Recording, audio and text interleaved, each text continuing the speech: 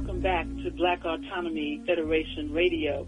I should say here that, of course, Malcolm X was never invited to speak at the march in Washington. He was considered to be too radical, too militant. So he was someone who was never a part of the Big Six ever. I think many people may know that, but it just bears saying that.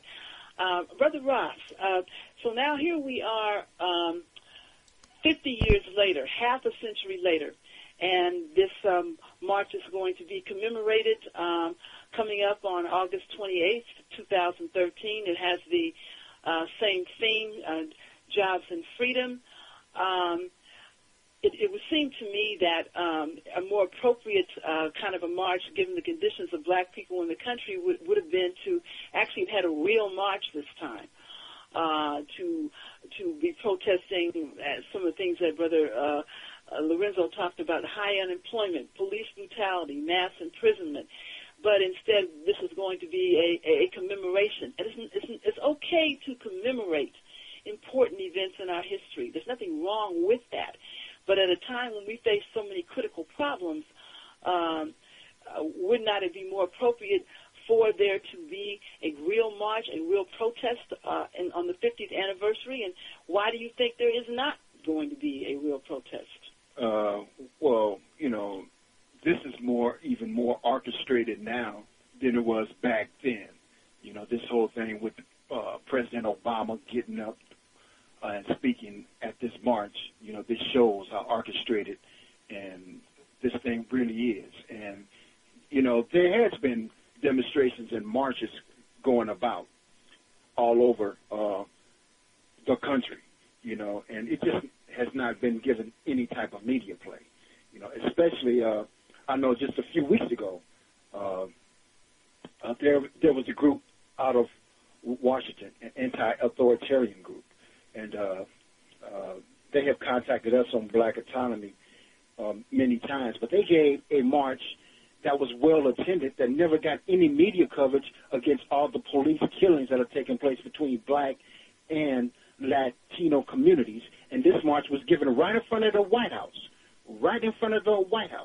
and this was not even covered, and this was a grassroots march. These things are not being covered. And a lot of that is the fault of the alternative media who we supposedly have in this time. Right? We have to cover these things ourselves and put the information out there. The group who sponsored it did the best they can, but it was not covered by any media. It was a total media whiteout of this event. And, one thing young activists have to understand in this period, especially young black activists, is that we do not have a militant black movement, that has any gumption, that has much fight within them. What we have is basically liberal reformist movements in this period. And the grassroots have to go beyond them. And they have to create the militancy that's needed, and be uncompromising in pushing forward an agenda that puts the primacy of the people first. And that is the problem. And that is why they have this charade taking place, which is also on the same day as the Emancipation Proclamation. That's why they have this charade taking place with Obama as the keynote speaker in this 50th anniversary of the March on Washington. There has not been a march on Washington that the people has led and controlled as of yet, in terms of mass. And that is something we still have to build. As one of my reggae brothers said, the greatest riot hasn't came yet. And that's still our historical duty, as African and poor and black people in this period, is to create that. We must understand, that, the class aspects of this also, because right now there's such a gap between the black poor and black middle class, where many of them don't even live in our communities anymore, where we were able to develop operational unity. That cannot exist in this period. In terms of if operational unity is going to take place, then they need to create support groups that help us, help fund us, help put media message out there. But this must be led by the black, poor grassroots and students that any movement that's really going to have any effect or change, and it must be totally autonomous, from all the politicians that presently exist in Washington, as well as many of the so-called left in this period. And that's what they're afraid of, and that's what we must do. Brother Lorenzo, so, today, 50 years later, it seems to me that there may be some lessons that our young black activists today can pick up from what happened with the March on Washington. And what do you think are some of those lessons, or a primary lesson that they could draw from what happened then and to apply to work that the young black activists are trying to do today in our communities? Well, I think that they have got to learn to think critically and to not accept the so-called leaders and either the government or the media or any of these other folks, not to accept any of those people that's put up to them, or put up for them in their faces if they are race spokesperson or race leaders or something or other. We got to understand also that we've got to be able to analyze situations to understand what's really happening to us and to our community. And because when we're able to do this, when we're able to analyze, make a critical analysis ourselves, then we can come up with a course of action that's going to be more effective. I mean, it may not result right away. I mean, people expect immediate results sometimes without understanding, as Brother Malcolm said, you got to wake the people up first, and then you'll get results. And so I think if we look at it in terms of that, if we look at it in terms of telling these young people, one, you got to organize in your own community. I mean, before we even get to the stage of marching in Washington and all that, we got to organize in our own community, and we got to understand that the very people that are leading this demonstration, for instance, are the very people that we got to confront. The governors and the presidents and the mayors and the rest of these parasites, political parasites. These are the very forces that we have to confront because they are not put there for the good of the people or of our communities. They're put there as overseers and controllers. And we've got to ideologically and politically defeat them and defeat them in the streets and organize the hood. We've got to organize the hood. And I was thinking that I think one of the more recent movements that young people actually did take charge of and was not subverted by the establishment's civil rights group was, I think, the Gina 6 was a good example where young people did initiate that and, kind of ran with it and everything. The unfortunate part about it was they were not able to sustain it, but they did, control it. They did organize it. All the ideas came from them, so we know that it is possible for our young adult black activists to mount this kind of struggle. That they do and have come up with ideas for protests, for demonstrations, for work, and they have done so, independently of the establishment, civil rights leadership.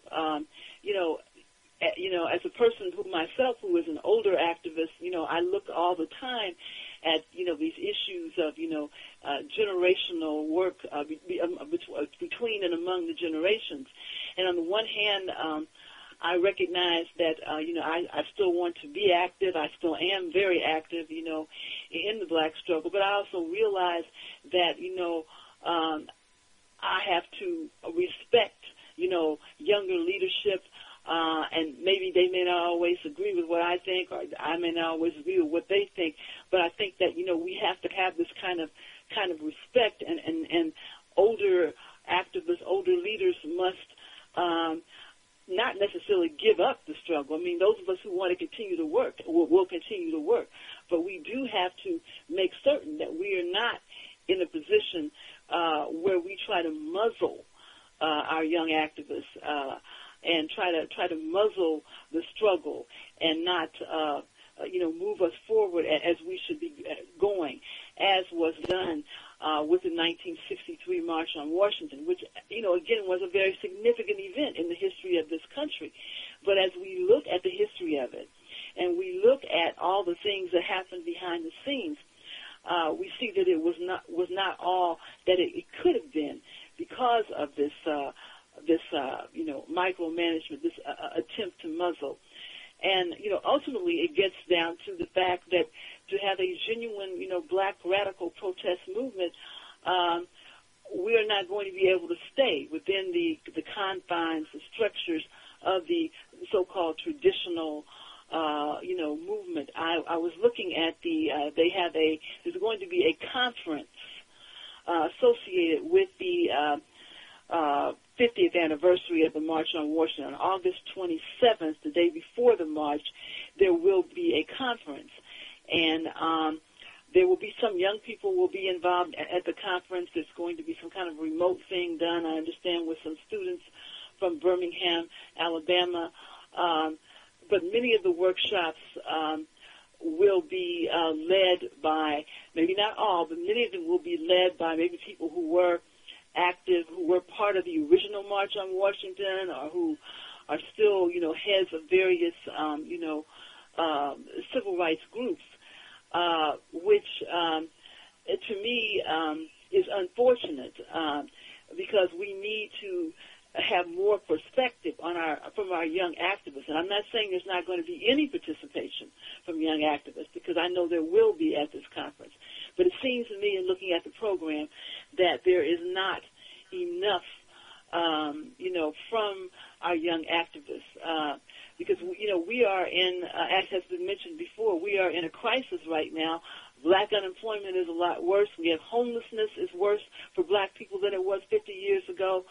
We have mass imprisonment of black people, which we did not have 50 years ago. We certainly had police brutality in this country, and that's a lot of the reasons why people were out in the streets 50 years ago, even before the March on Washington, protesting the police brutality. And not to mention the fact that a lot of the civil rights legislation that Kennedy was afraid the March on Washington would jeopardize had to do with voting rights. And now we're in a situation in this country where voting rights, 50 years after a lot of this stuff was passed, voting rights are in jeopardy in this country. Exactly. North Carolina just passed this law recently that, further restricts, it's considered the harshest voting rights law in the country. And they're able to do this because the Supreme Court, the U.S. Supreme Court, has abandoned this whole notion of full voting rights for black people. So I think that, we have to look at all this as, having happened, in the last 50 years, and that in many ways, people want to say we've made a lot of progress, and I'm sure that they want to have President Obama speak, because they say, well, things are better 50 years later because we have a black president.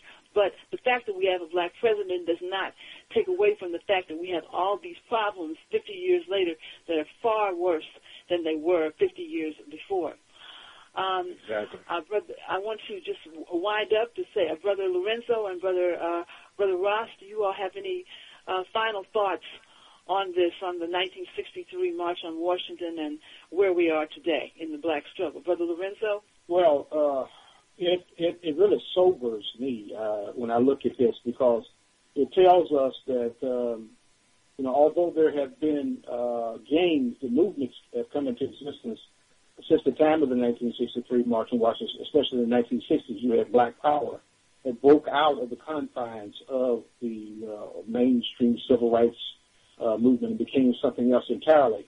And I'm hopeful that we'll have that now. But at this point in history, we have not had the kind of independent black radical mass movements that are based in the black working class and poor. We've got the Negrozy. We've got elements that are tied to the grant structure of the government or the grant structure of corporations that advocate in vacuum and all that stuff, and that never, for the most part, even set foot in the inner cities of the cities where poor people have to reside and are suffering. So we have to build something outside of that entirely. We have to be part of that.